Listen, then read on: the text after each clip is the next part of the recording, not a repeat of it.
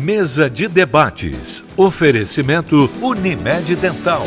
O plano odontológico da Unimed Juiz de Fora. Premium FM, sintonizada no seu bom gosto.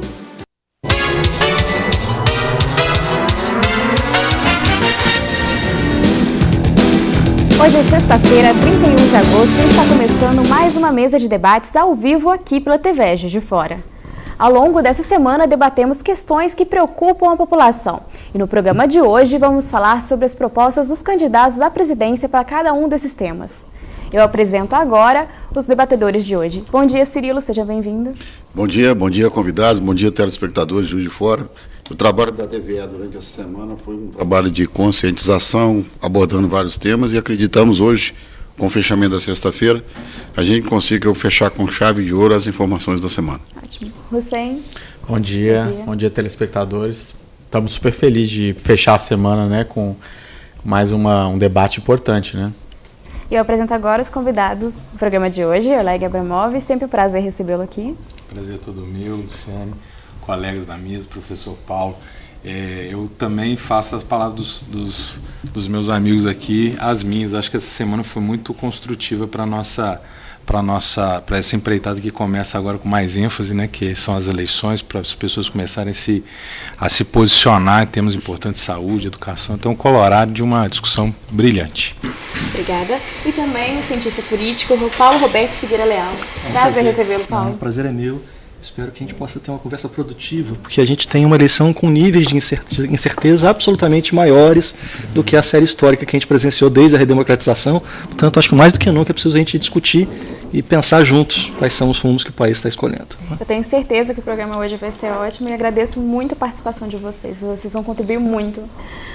Começa hoje a propaganda eleitoral em rádio e TV. A campanha de candidatos à presidência vai ser transmitida aos sábados, terças e quintas.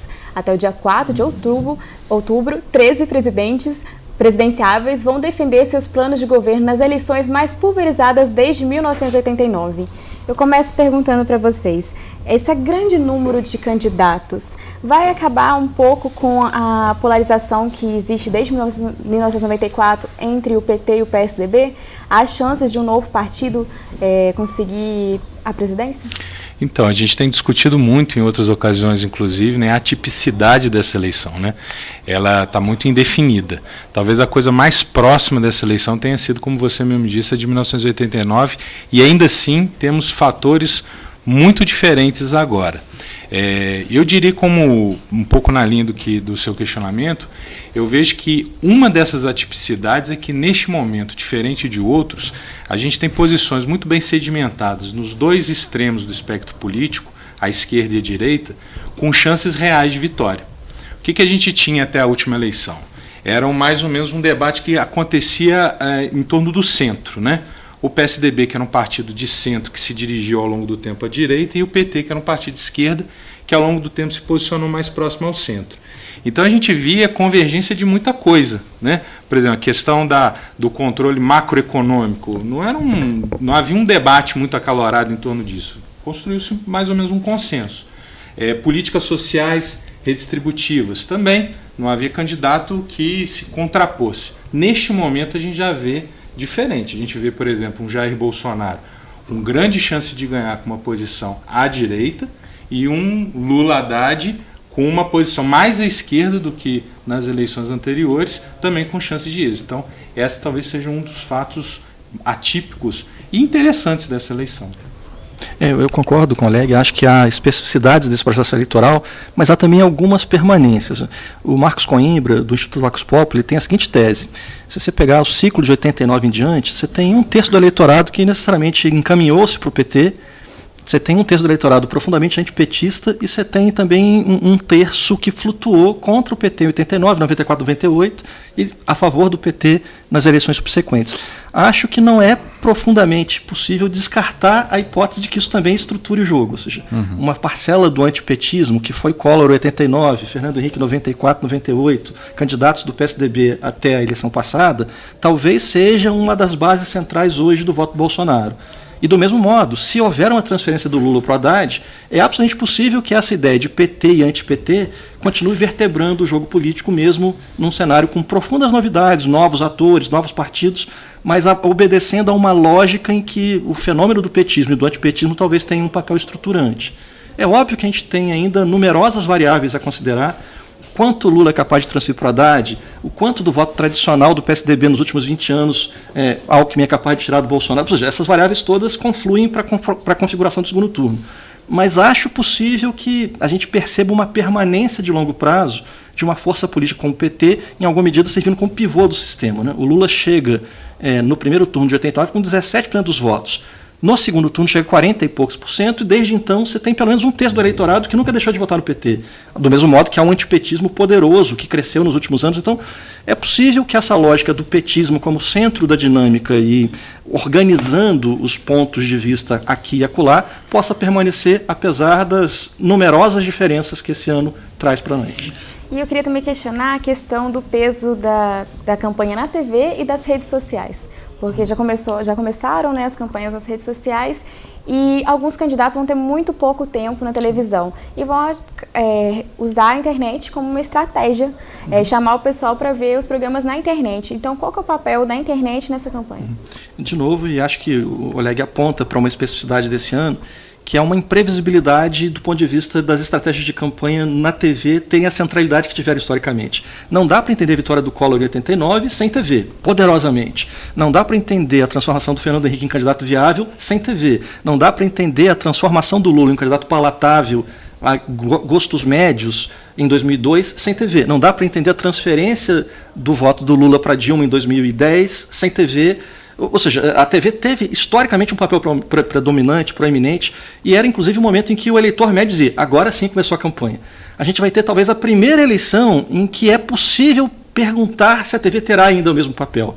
Menos tempo de propaganda de televisão, programas que têm uma série de restrições do ponto de vista do que podem ou não apresentar, e num ambiente em que milhões de pessoas já migraram de um consumo diário da TV para outras mídias, com o crescimento, por exemplo, da internet. Portanto, mais do que em qualquer eleição do passado, é possível perguntar se a TV vai ter a centralidade que historicamente teve. Eu não tenho resposta para isso.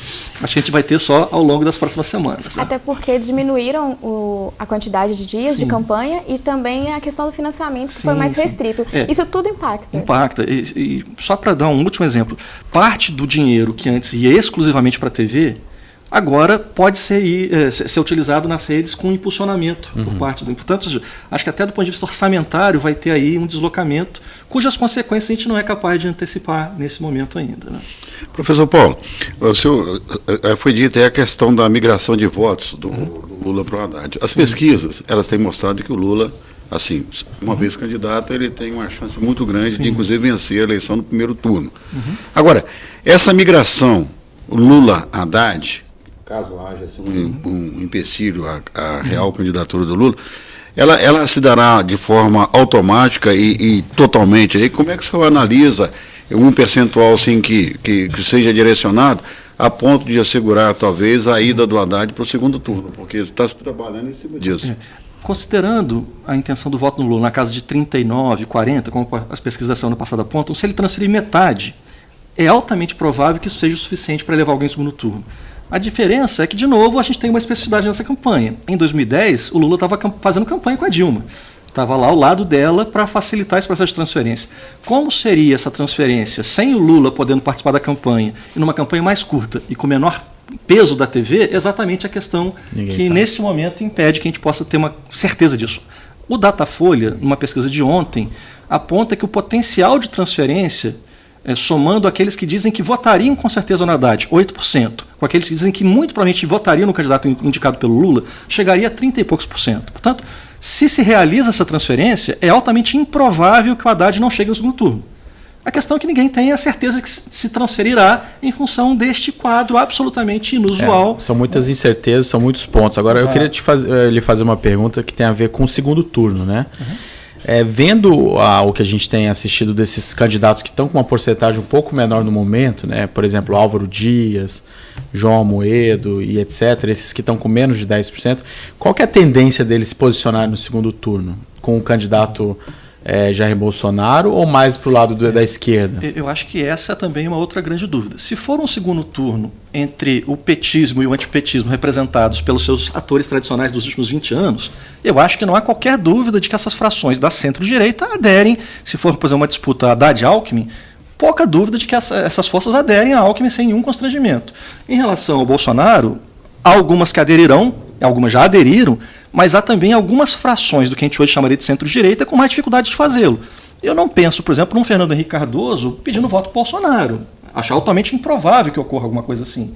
O que significa que há configurações de combinações para o segundo turno que implicam alianças distintas. Né? Uma coisa que eu acho interessante, que é pouco provável, mas eu achei muito interessante nas pesquisas, é essa questão da transferência dos votos. Cerca de 6% das pessoas que votariam no Lula poderiam transferir os votos para o Bolsonaro. Só que os dois têm propostas totalmente diferentes. Você poderia falar sobre isso?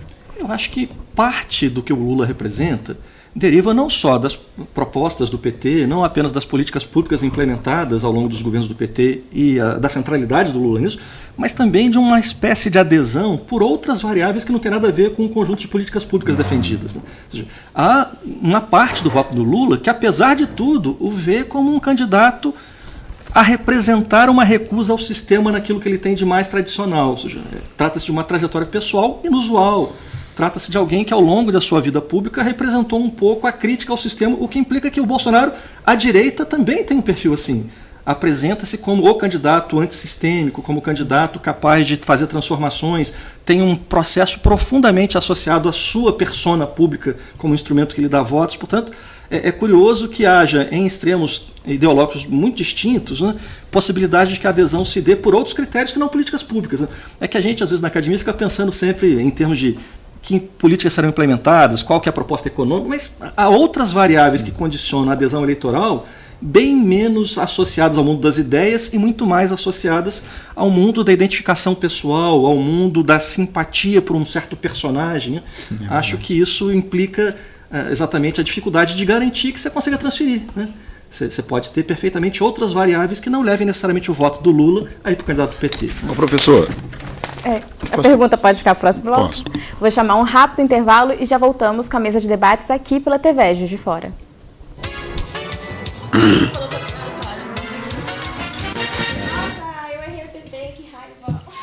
Voltamos com a mesa de debates ao vivo aqui pela TV Juiz de Fora. Cirilo, te interrompi no último bloco. Você gostaria de fazer uma pergunta? Sim, o professor Paulo, a gente está abordando a questão eleitoral como o cenário ideal, um cenário dentro da normalidade.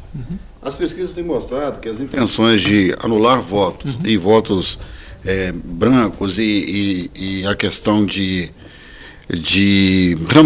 realmente não votar, ela está muito forte. Como é que poderia ser feito assim através desse horário eleitoral para trazer novamente o eleitor para dentro do jogo político? E também gostaria que o senhor analisasse dois cenários, com a questão do Lula e a questão sem o Lula, só para a gente ter uma ideia que a expressividade dessa questão do voto em branco ou nulo.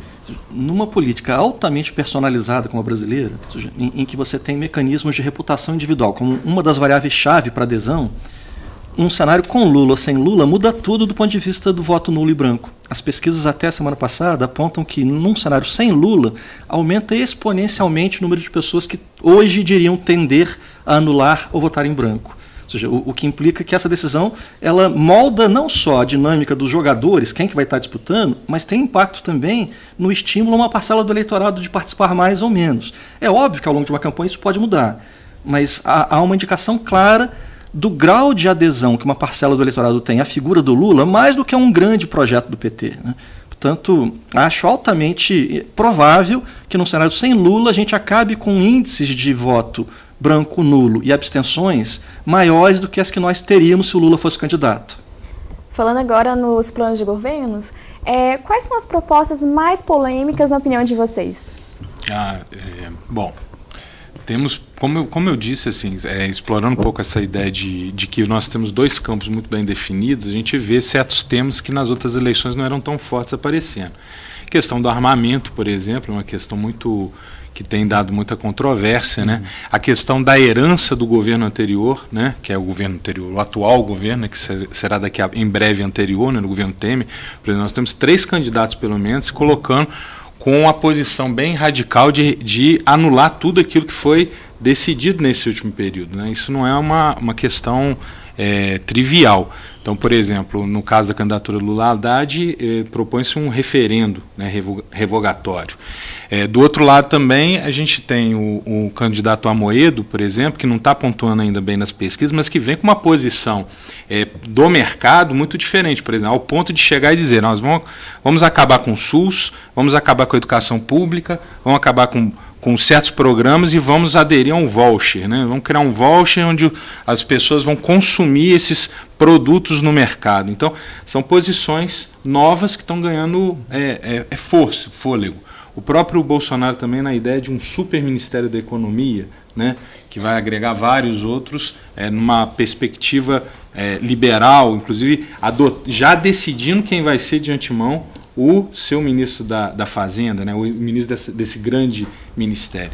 Então, nós temos bastante pontos assim polêmicos nessa campanha. A Marina, por exemplo, ontem numa rede de televisão, ela deu uma entrevista falando também que ela vai trabalhar a Previdência, né? Ela vai mexer na Previdência, inclusive com a idade, né? Que é um ponto bem polêmico, né? É verdade. O senhor podia analisar um pouco? Sim. Ela é uma das pessoas que se posicionaram em relação à reforma da Previdência, né? Vamos dizer que fazendo uma adesão crítica ao projeto que o Temer apresentou. Talvez o único candidato que esteja defendendo mesmo a proposta, que inclusive foi objeto de uma discussão que a gente fez aqui, né, há um tempo atrás, é o Meirelles, né? Ele é o único que diz, é a proposta dos sonhos. Todos os demais, de alguma maneira, fazem alguma ponderação. A Marina, por exemplo, foi uma das que aderiu a esse ponto que é muito polêmico, né? É verdade. Talvez, olhando para a trajetória dela mais pregressa, mais antiga, talvez fosse incompatível com ela. Mas também olhando para posições que ela já tem adotado, pelo menos desde a última eleição para cá, talvez já tenha uma certa lógica, né, ela se posicionar dessa maneira. Olek, eu gostaria de fazer uma pergunta. É porque tem que ser falado, dentro das propostas de todos os candidatos, a questão da volta do emprego, né? Aí tem algumas projeções falando que o Brasil, para resolver a questão do desemprego, ele teria que crescer a 4,3% durante uns 10 anos aí pela frente. O melhor crescimento que nós tivemos foi em torno de 2,6% na era Lula. Então, hoje o orçamento existe um déficit tremendo na União. A dívida interna, ela já é impagável, diga-se de passagem que ela nunca foi auditada, né? Dizem que mais de 50% do giro da dívida vai para os bancos, uma coisa dessa assim. Como fazer uma política de crescimento e de investimento com todo esse caos econômico do Brasil? Então, tem duas propostas muito bem sedimentadas nessa eleição, né? Você tem aqueles que propõem uma saída pelo mercado. Então, nós temos que reduzir mais, nós temos que investir tudo no déficit zero. Por exemplo, o Alckmin diz que vai zerar o déficit em 2 anos. O Álvaro Dias é mais ousado, diz que vai fazê-lo em 1 ano. Então, existem aqueles que acham que deve fazer isso pelo mercado. Bolsonaro, Amoedo, dizem que a gente tem que abrir a economia, temos que deixar o Brasil num cenário mais competitivo para poder induzir o seu progresso tecnológico, seu desenvolvimento, e isso vai redundar em geração de emprego. O próprio Amoedo, quando fala, por que não o SUS e por que o voucher? Para quê? Para você induzir a iniciativa privada a ofertar esse serviço gerando emprego. Então, tem a saída pelo mercado. E tem, do outro lado, a saída pelo Estado, que não significa o não mercado, né? Significa um Estado mais ativo. É o caso do Lula-Haddad. Eles estão propondo, por exemplo, uma ideia de um plano de retomada de emprego através do investimento em vários setores, induzindo o consumo de massa. O Ciro talvez seja aquele que está mais sedimentado, uma proposta talvez que seja mais clara, né? Que é a proposta dele de um desenvolvimento que, se a gente pegasse na história, né, professor Paulo, a gente vai ver isso um pouco. Getúlio, Jango, tem uma ideia... Nacional Desenvolvimentismo. Nacional Desenvolvimento, exatamente. Uma aliança capital-trabalho, né, em prol da geração de emprego e do lucro, né? Então, eu diria que essas são as duas clivagens, né? O mercado ou mais o Estado.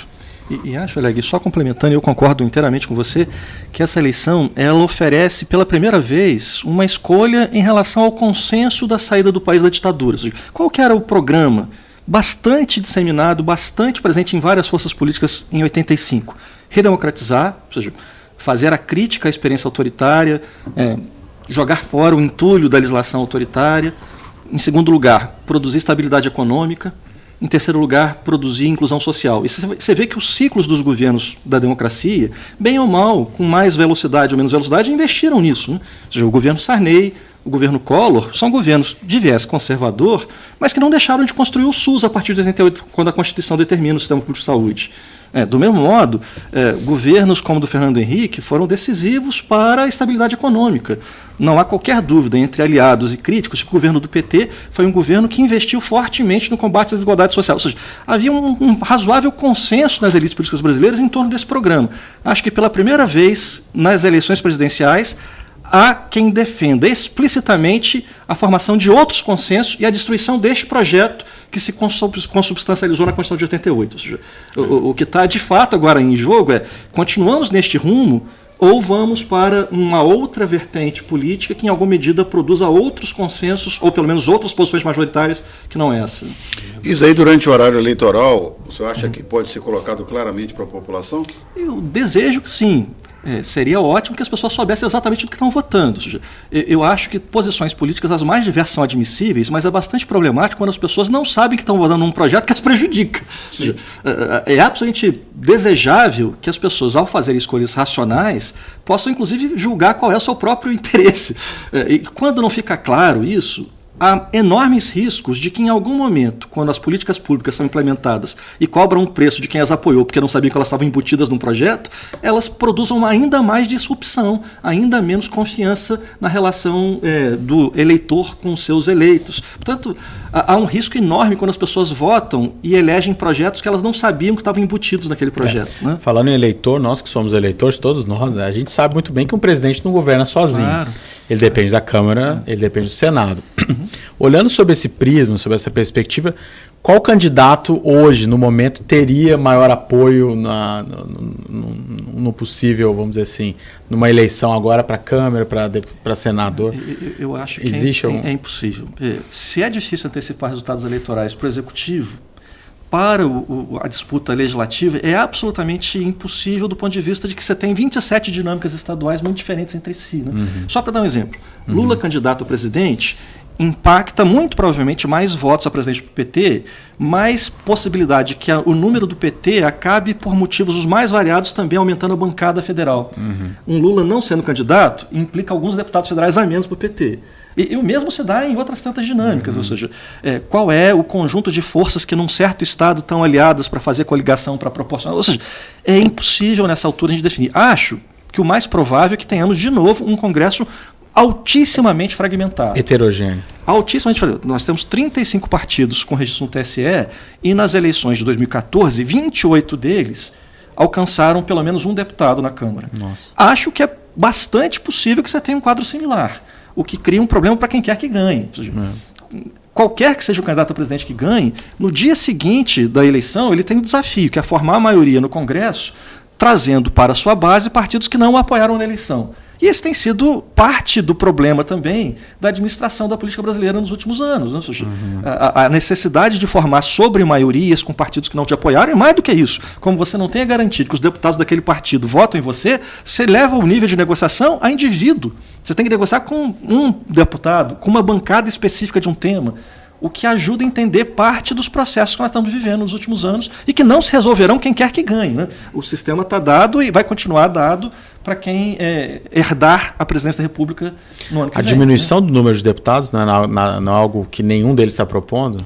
Eu não sei se resolveria. Porque a sociedade está cansada de pagar impostos e etc. para bancar, vamos dizer assim, os luxos. Né? Eu não sei se num país como o nosso, talvez seja difícil acomodar tantas diferenças e tantas demandas distintas com um núcleo muito pequeno. Só para dar um exemplo, São Paulo, se respeitar da regra constitucional, deveria ter mais do que 70 deputados. Porque qual que é a regra da Constituição?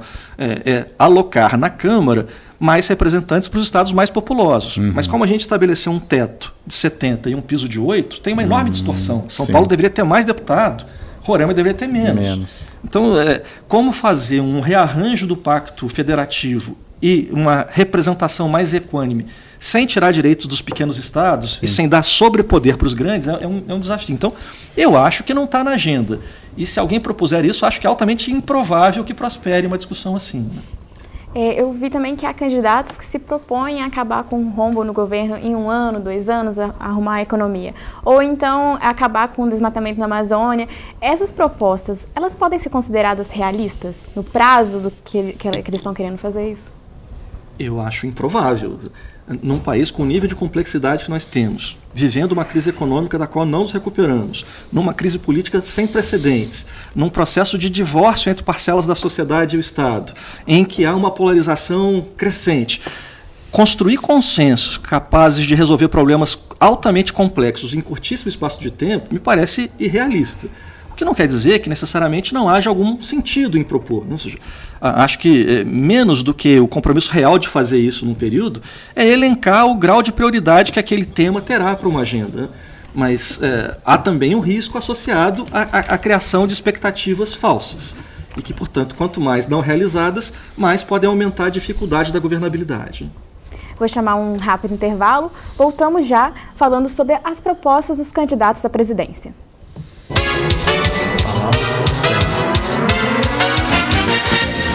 Mesa de debates. Oferecimento Unimed Dental. O plano odontológico da Unimed, Juiz de Fora. Premium FM, sintonizada no seu bom gosto.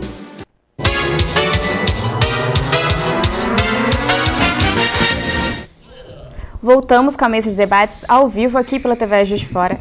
Cirilo, você gostaria de fazer uma pergunta? Sim, Olé, é porque na verdade o eleitor hoje ele pensa em segurança, emprego e saúde, essa tríade. E a gente tem notado que todo candidato que quer ficar bem na foto, a primeira coisa vai ser: eu vou criar 1 bilhão de empregos amanhã, eu vou fazer isso, fazer aquilo.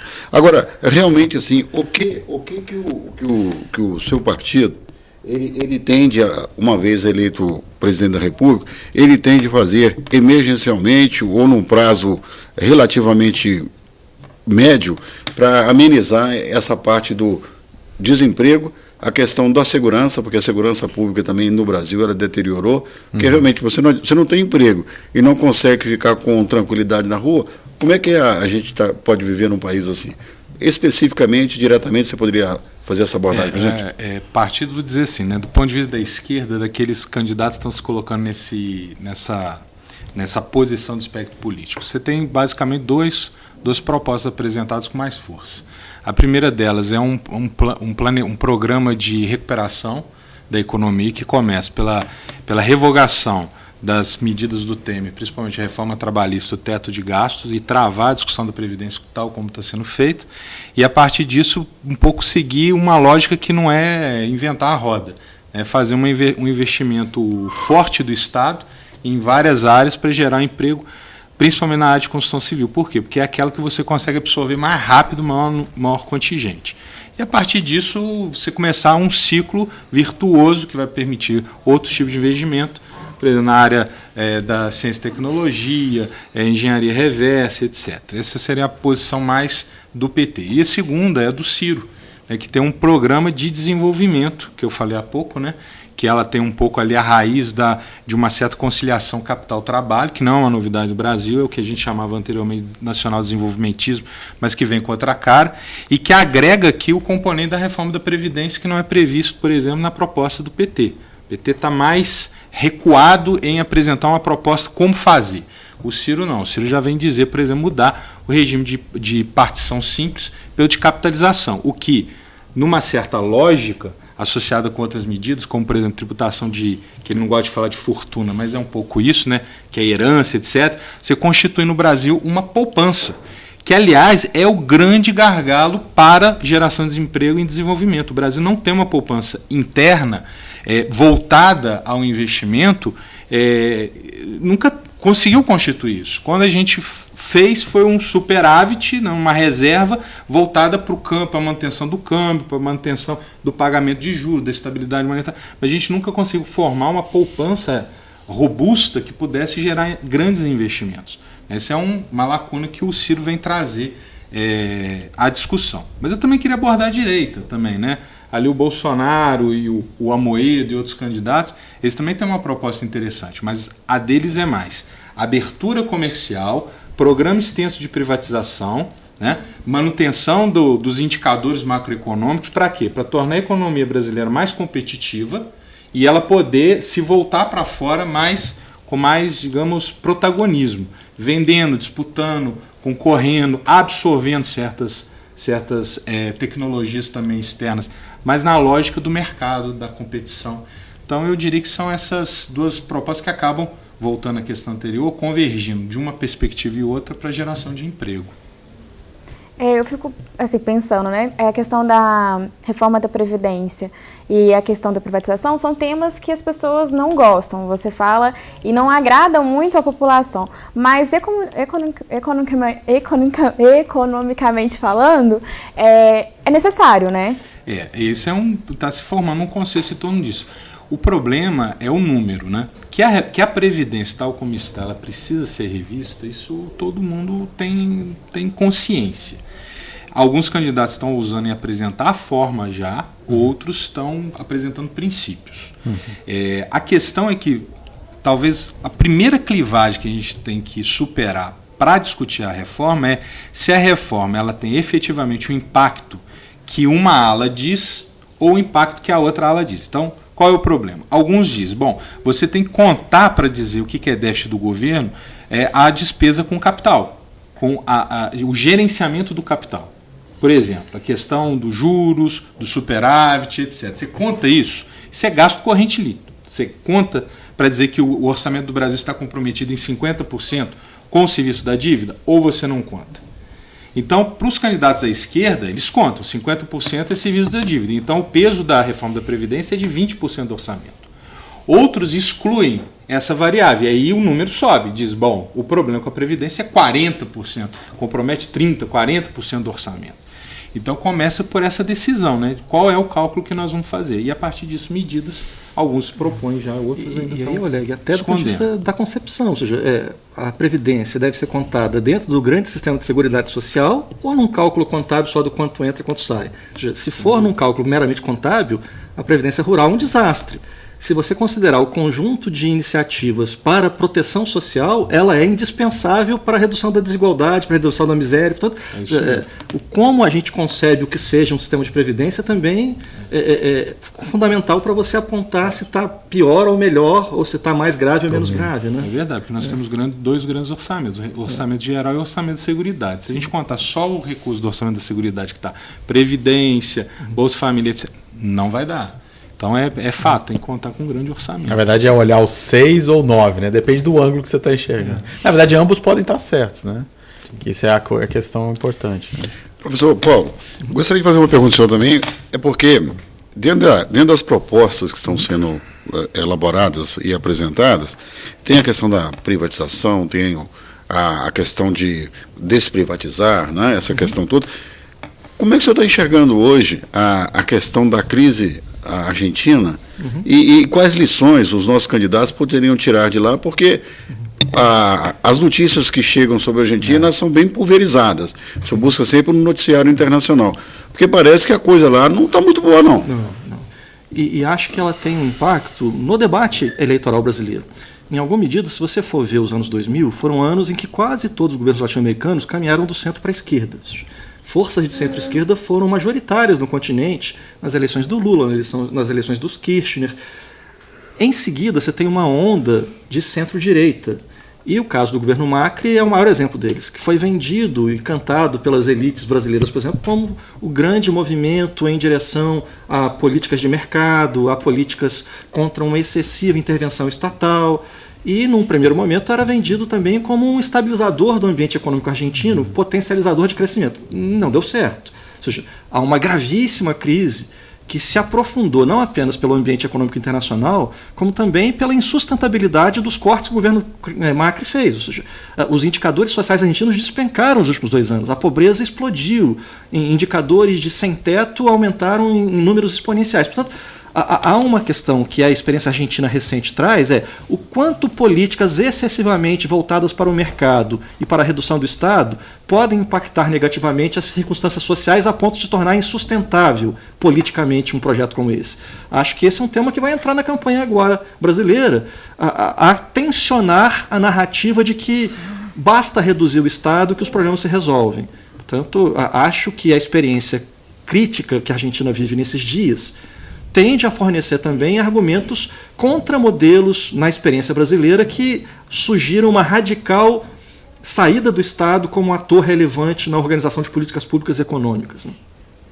E falando sobre a campanha eleitoral agora na televisão, alguns candidatos têm pouquíssimo tempo, que nem eu tinha falado, né? São poucos segundos. Como que eles podem usar bem esses segundos que eles têm?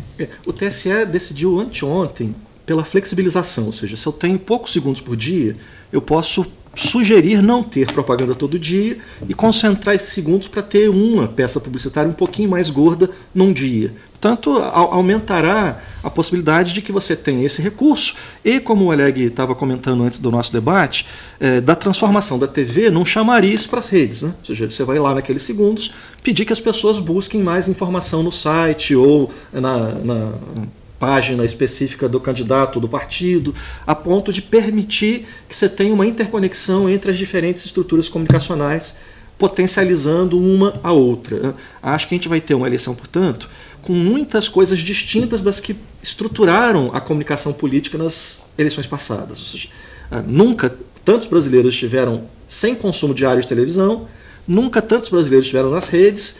Qual vai ser a conformação dessas coisas, a gente saberá ao final. Só para dar exemplos práticos.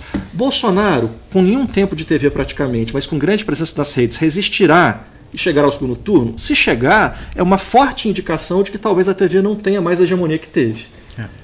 Lula conseguirá transferir votos para Haddad no tempo de TV razoável que tem? Se conseguir, há uma indicação de que talvez a TV tenha cumprido a chegar a alguns segmentos do eleitorado que estão fora das redes um papel. Então, essa vai ser uma eleição em que os dados objetivos que se revelarem em outubro vão dizer muito sobre as mudanças que a sociedade viveu na comunicação. E a TV, ela dá uma certa credibilidade, né? Porque são conteúdos produzidos pelos candidatos que são vinculados na televisão. Nas redes sociais, tem a questão das fake news. Você não sabe de onde surgiu aquelas notícias. Então você acha que talvez, apesar das pessoas não estarem consumindo tanto a televisão hoje em dia, está consumindo mais a internet, talvez a TV ainda tenha um peso maior por questão de conferir uma credibilidade maior? Não, eu tenho zero dúvida que a TV ocupa um papel relevante na sociedade brasileira ainda hoje. 98% dos lares brasileiros têm acesso a sinal de TV aberta. Há milhões de brasileiros que estão excluídos judicialmente ainda. Portanto, eu acho que ninguém defende a tese de que a TV não tem relevância. Né? Acho que a verdadeira dúvida é se ela tem a relevância centralizadora e hegemônica que teve, ou se já há um processo no qual ela não é mais tão decisiva como foi. Mas que ela é relevante, eu acho que não há dúvida alguma. Falando um pouco mais das fake news, essa semana o ministro Luiz Fux, que é atual presidente do STE, não é isso? Supremo Tribunal Eleitoral? Não. Agora é a Rosa Weber. Isso, a Rosa Weber. Eu não sei se foi ela ou foi ele o anterior, ele acabou de sair. Acabou de sair, Isso, né? Ele disse que poderá haver casos em que um determinado candidato ele é excluído da peleja pelas fake news. Como que isso é possível ser analisado? Isso é mais uma evidência de que o judiciário tem dado passos perigosíssimos em relação à tentativa de tutelar a política. Quem é um tribunal para dizer o que é fake news? Muitas fake news circulam pelo grande sistema midiático. Informação deliberadamente falsa para prejudicar alguém. Portanto, que os tribunais se avoquem o direito de dizer o que é ou não verdade é perigoso, porque você tem um processo em que, em última instância, o judiciário avança segmentos e avança atividades que não deveriam lhe caber. Cabem a ele, né? Eu acho que também outro traço de atipicidade dessa eleição é o papel do judiciário, como se posicionou no jogo político já há algum tempo, né? Essa situação, como o professor falou, ela tem que despertar realmente uma atenção nossa. Uma coisa é você criar um ambiente regular, você criar as regras do jogo e observá-las. Outra coisa é também trocar as regras durante o jogo sendo jogado. E isso também está causando bastante ansiedade em quem está acompanhando mais de perto. Professor, tem um detalhe interessante que o senhor disse aí, a questão da 98% dos lares brasileiros terem televisão. A questão que talvez a gente tenha que colocar não é a questão da importância da televisão, é a importância da televisão como fonte de informação, porque nesses últimos anos também houve um aumento da escolaridade dos brasileiros. Então, você receber uma informação simplesmente pasteurizada e acreditar ali como verdade absoluta, fica um pouco comprometida. Como é que o senhor vê hoje a questão? A televisão pode ser uma fonte de informação, mas hoje nós temos à nossa disposição o contraditório, e isso aí nos leva a ter um senso crítico um pouco melhor. E como esse senso crítico, ele pode também ter uma influência na eleição. Eu acho que você toca no ponto central, ou seja, fontes de informação diversas, plurais, com contraditório, fornecem muito mais possibilidade que as pessoas façam de fato escolhas do que discursos únicos que são oferecidos como a única verdade e a única forma possível de conceber a realidade. Portanto, acho que quanto mais a gente tiver pluralidade, mais bem-vindo é para o jogo democrático. E o sistema comunicacional brasileiro, do ponto de vista do seu sistema de radiodifusão, ele ainda é muito pouco polifônico, ele ainda é muito pouco concentrado em grupos que têm ideias muito parecidas entre si. Se você olhar comparativamente ao mundo, em quase todo o mundo você tem políticas públicas de radiodifusão que são destinadas a garantir que grupos com pontos de vista diferentes tenham mais espaço, exatamente para você ter mais diversidade. Ao contrário, o nosso sistema comunicacional, do ponto de vista das radiodifusões, é muito concentrado em poucas vozes que pensam parecido. Não estou tentando deslegitimar o que se pensa, não, é absolutamente legítimo. Mas que há um déficit democrático em função de uma oferta assimétrica de pontos de vista, e, portanto, as redes acabam sendo um instrumento de compensação disso, mas que não é capaz de garantir o mesmo efeito, porque falam para um público que não é a totalidade das pessoas que têm acesso à rádio e TV, por exemplo. Portanto, em algum momento do futuro, não sei se a curto prazo vai ser possível, a gente vai ter que discutir seriamente como criar sistemas de comunicação, sistemas de radiodifusão pública capazes de garantir mais polifonia, mais diversidade de pontos de vista, porque isso faz bem para a democracia. Ninguém tem o monopólio da verdade, o debate é essencial. Há pouco debate. Você ligar qualquer uma das grandes redes de TV brasileiras hoje, você tem linhas editoriais respondendo a valores ideológicos muito parecidos. O que não é problema ter. O problema é só ter este e alguma parcela da sociedade ficar, digamos, órfã de instrumentos de radiodifusão capazes de prover mais debate, mais contraditório, mais discussão. Eu vou chamar mais um intervalo. Voltamos já debatendo política aqui na mesa de debates.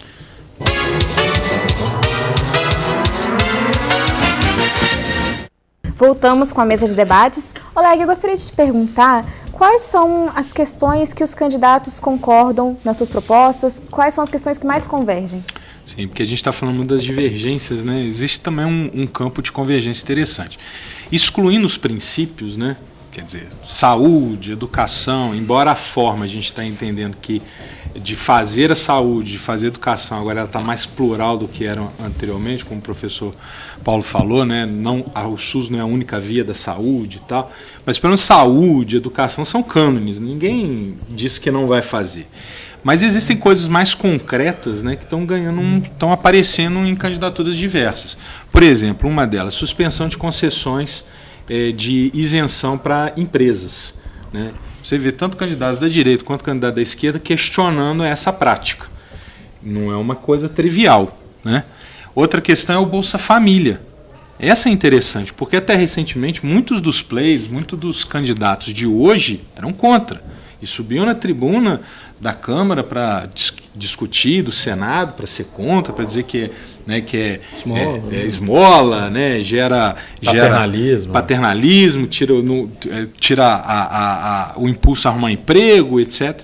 E agora você percebe que todos os candidatos, de fio a pavio, todos eles são a favor. Uns querem melhorar, outros querem... E alguns desses que faziam discurso contra hoje defendem ampliar o programa. Exatamente, né?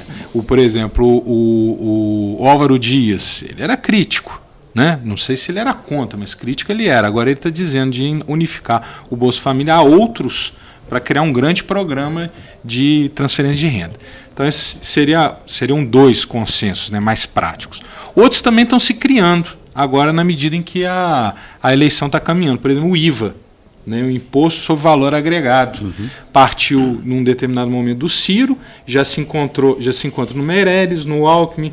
Outros candidatos estão absorvendo essa proposta. Mas, eu acho que nesse ponto tem também muito do marketing eleitoral que na hora do mundo real vai encontrar dificuldades. Um governador de São Paulo necessariamente vai perder se for aprovado um IVA. Se você começar a cobrar no lugar em que as pessoas compram, isso prejudica São Paulo. Portanto, é curioso que, nesse momento, alguém como Alckmin defenda isso e talvez só defenda porque as pessoas não têm clareza do que isso representará. É verdade. Isso representa um deslocamento de recursos brutal do ponto de vista de... Né? Porque defender não significa que ele vai implementar. Ou seja, e outra coisa, por exemplo, ProUni. ProUni, até então, antes do Lula lançar, né, me corrija se eu estiver falando besteira, era uma coisa impensável, né? Até 2002, 2004, por ali, não? Não tinha uma ideia. Agora o ProUni é defendido, porque as pessoas estão vendo o retorno, né? Podia falar um pouco mais também sobre educação e tal. Mas o IVA, dentro de uma repactuação federativa, ele tem lógica. O problema é se a repactuação também aparece no programa. E é verdade, o Alckmin ele era o PSDB, não vou dizer o Alckmin, né? Ele tinha uma posição contra o IVA, por conta da sua relação com São Paulo. Agora já está apresentando. Mas antes de falar da educação, outro que também é interessante é o nome limpo. Né? Limpar o nome do brasileiro que está negativado no SPC e tal.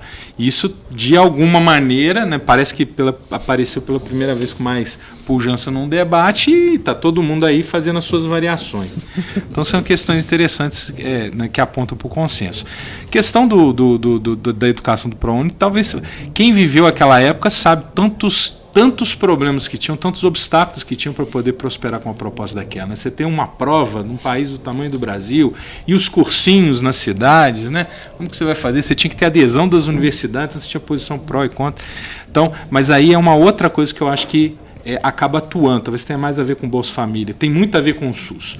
As políticas públicas elas têm capacidade de se consolidar no tempo. Elas se tornam consenso por elas mesmas, independente da lógica que cada um candidato, cada uma vertente política tenha. Quer dizer, elas formam clientelas, elas se institucionalizam, elas passam a se tornar uma realidade quase que com vida própria, né? Que na academia a gente chama de path dependence, né? Dependência de trajetória. Então, o caso do ProUni, o caso do SUS, o caso do Bolsa Família, são formas, são variações desse fenômeno.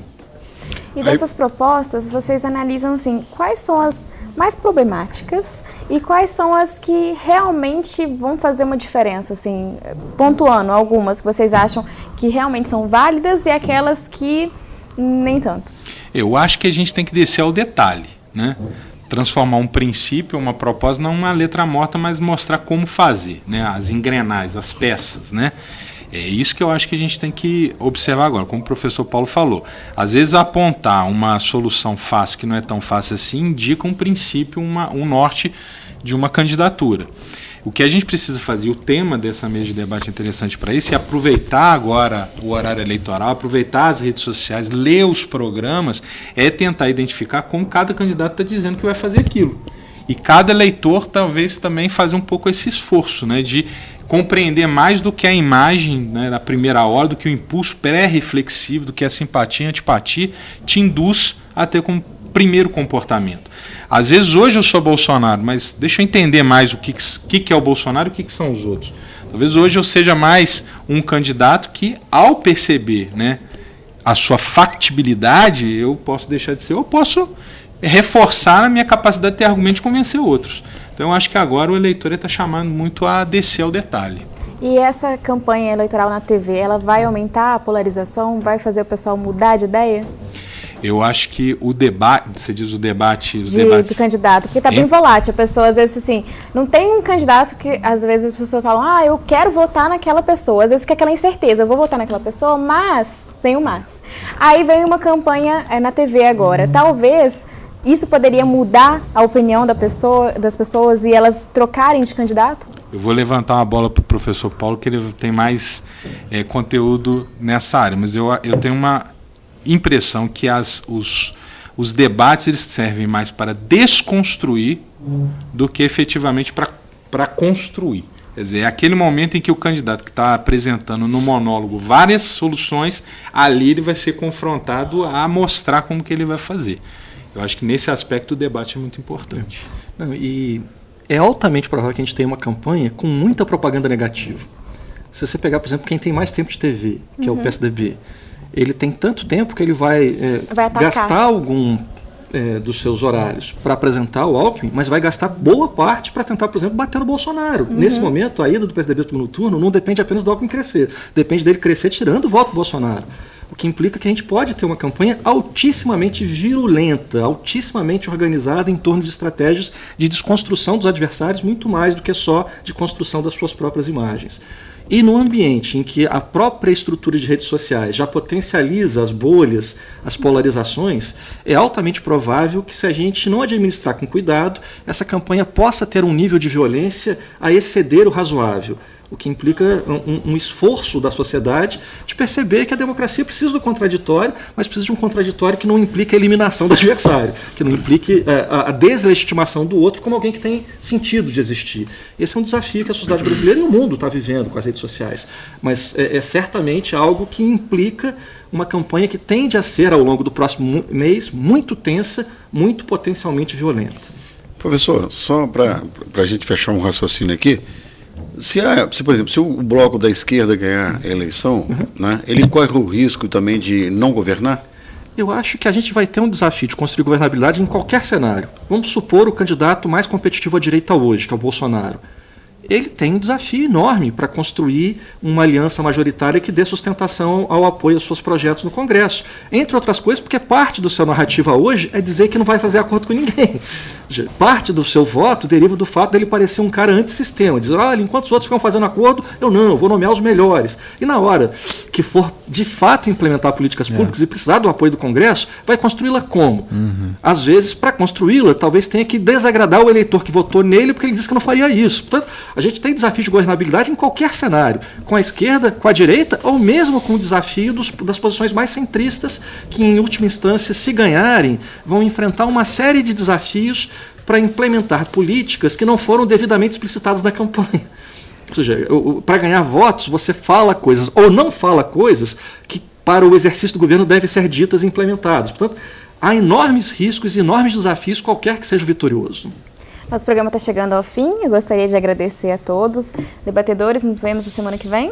Nos vemos semana que vem. E eu também gostaria de agradecer a vocês dois que participaram hoje, nossos convidados. Gostaria também de já convidá-los a voltar novamente, porque política é um tema que deve ser debatido para esclarecer a população, ainda mais agora na época de eleições. Agradeço muito, vocês contribuíram muito para o nosso debate. Obrigado. Eu também gostaria de agradecer a sua companhia e te convido para nos encontrarmos novamente amanhã às 11 horas da manhã, ao vivo aqui pela TV Juiz de Fora. Tem a reprise do nosso programa hoje às 18 horas e você também pode conferir essas e outras edições do nosso programa a qualquer momento no nosso canal no YouTube. É só procurar por TV Juiz de Fora ou no aplicativo Diário Regional JF.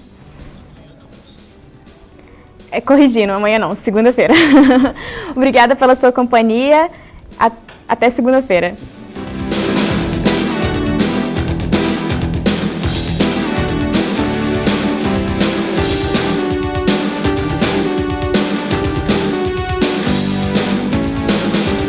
Mesa de debates. Oferecimento Unimed Dental.